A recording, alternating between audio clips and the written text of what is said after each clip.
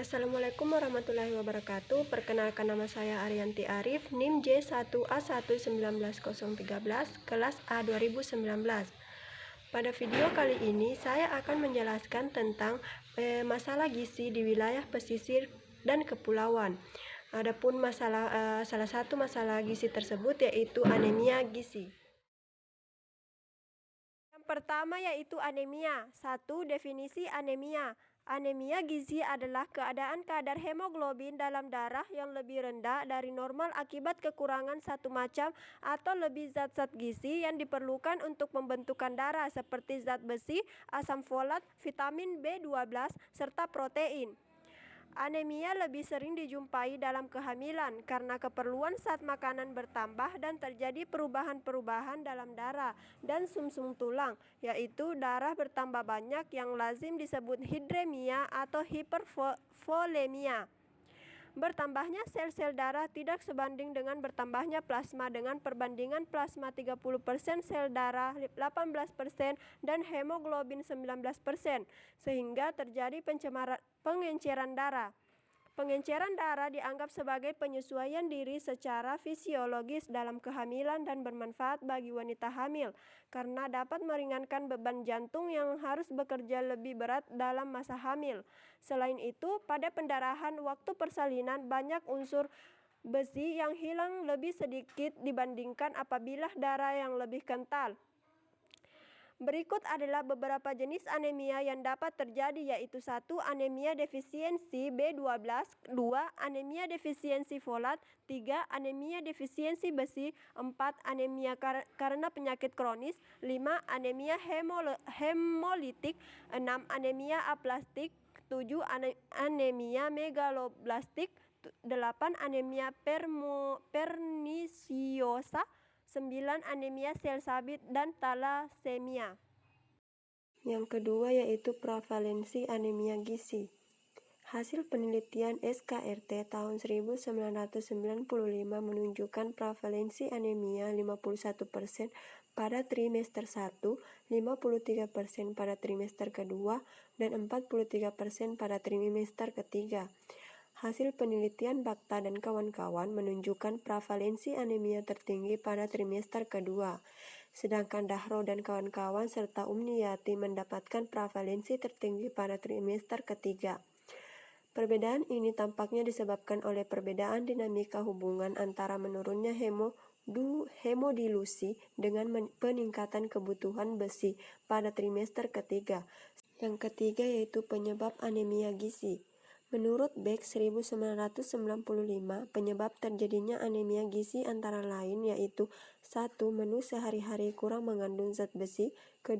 Penyerapan zat besi dalam usus kurang baik, 3. Infeksi parasit, 4. Kemampuan menampung zat besi menurun sehingga kebutuhan zat besi meningkat. Yang keempat yaitu penggolongan anemia berdasarkan kadar Hb. Menurut D. Mayer 1993, penggolongan anemia berdasarkan kadar Hb yaitu 1. Anemia ringan dengan kadar Hb lebih besar dari 10 gram per sen. 2. Anemia sedang dengan kadar Hb 7-10 gram per sen. Dan ketiga, anemia berat dengan kadar Hb kurang dari 7 gram per sen. Yang kelima yaitu pembagian anemia dalam kehamilan. Anemia dalam kehamilan dapat dibagi sebagai berikut, yaitu 1. Anemia defisiensi besi, yaitu jenis anemia yang paling sering dijumpai dalam kehamilan. 2. Anemia megaloblastik, terjadi karena defisiensi asam folik, jarang sekali karena defisiensi vitamin B12. 3. Anemia hipoplastik, terjadi karena sumsum tulang kurang mampu membuat sel-sel darah baru. 4. Anemia hemolitik, terjadi karena penghancuran sel darah merah berlangsung lebih cepat dari pembuatannya yaitu 120 hari. Yang keenam yaitu penyebab anemia. Penyebab anemia meliputi 1. Konsumsi obat-obatan tertentu. 2. Adanya eliminasi yang terjadi lebih awal dari biasanya pada sel darah merah yang disebabkan oleh masalah kekebalan tubuh. 3. Memiliki riwayat penyakit kronis seperti kanker, ginjal, rheumatoid arthritis atau ulcerative colitis. Keempat, mengidap beberapa bentuk anemia seperti talasemia atau anesimia sel sabit yang diturunkan. Kelima, sedang hamil. Keenam, memiliki masalah kesehatan dengan sumsum tulang seperti limfoma, leukemia, anemia aplastik atau medullodysplastia, dan multiple myeloma. Yang ketujuh yaitu gejala anemia. Yang pertama, selalu merasa mudah marah, tubuh lebih sering merasa lemah atau lelah saat berolahraga. Ketiga, sakit kepala. Keempat, mengalami masalah sulit berkonsentrasi atau berpikir, dan akan muncul kondisi seperti 1. Warna biru hingga putih pada mata. Kedua, kuku menjadi rapuh. Ketiga, muncul keinginan untuk makan es batu, tanah, atau hal-hal lain yang bukan makanan. Kondisi ini disebut dengan pica. Keempat, pusing ketika berdiri. Kelima, warna kulit pucat. Keenam, sesak napas. Dan terakhir, lidah terasa sakit. Pengobatan anemia. Pengobatan harus diarahkan pada penyebab anemia, diantaranya yaitu 1. Transfusi darah. Kedua, pemberian obat yang dapat menekan sistem kekebalan tubuh. Ketiga, pemberian obat dengan tujuan untuk memperbanyak sel darah dalam tubuh. Keempat, mengkonsumsi suplemen zat besi, vitamin B12, asam folat, vitamin, serta mineral lainnya. 9. Yaitu pencegahan anemia. Pencegahan anemia dapat dilakukan dengan cara mengkonsumsi makanan yang mengandung zat besi, vitamin B12, dan asam folat.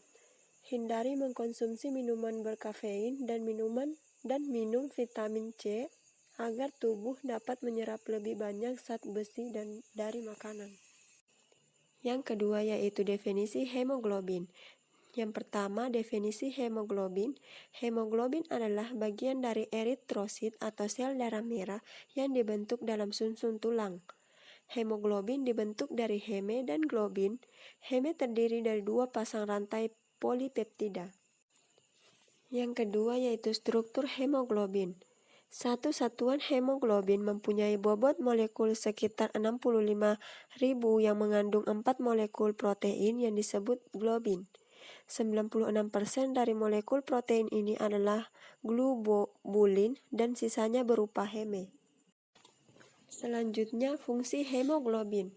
Sebagai alat transportasi untuk mengangkut oksigen dari paru-paru ke jaringan perifer dan kembali lagi ke paru-paru melalui pembuluh darah vena dengan membawa CO2.